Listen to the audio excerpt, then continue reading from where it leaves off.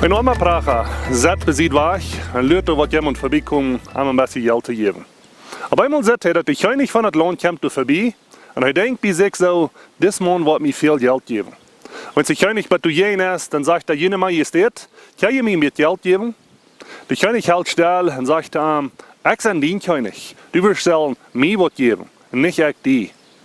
Der arme Mann sagt, ich kann nichts, ich kann dir nichts geben. Und der König sagt, du hast wirklich nichts. Er futtert seine Pfoten an und sperrt eine Apfelsine und steckt Brot und ein paar Rieschen. Und er denkt bei sich so, der Apfelsine ist zu viel, der Brot ist zu viel. Und er nimmt 5 Rieschen uit und gibt den König da.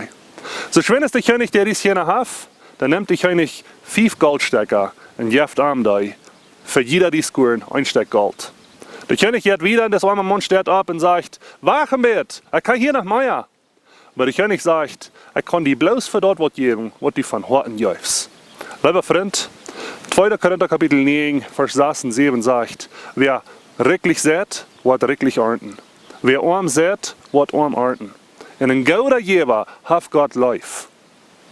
Wir leben in einer Zeit, wo wir schön sind, viel mitzuteilen. Gott hat uns gesegnet. Gott hat uns viel gegeben. Gott ist gut zu uns. Du und ich können Chance mitzuteilen. Wenn wir wirklich geben, wenn wir Geber sind, aber stehen, wo das fehlt, mit der Sicherheit, dass Gott wird uns segnen. Mit der Sicherheit, Gott wird uns tun. Vielleicht nicht immer mit Geld, vielleicht nicht immer auf dieser Welt, dass wir das würden lächeln, aber Gott wird segnen und Gott läuft, wenn wir wirklich geben. Wenn wir gute Geber sind in der Zeit, wo wir leben.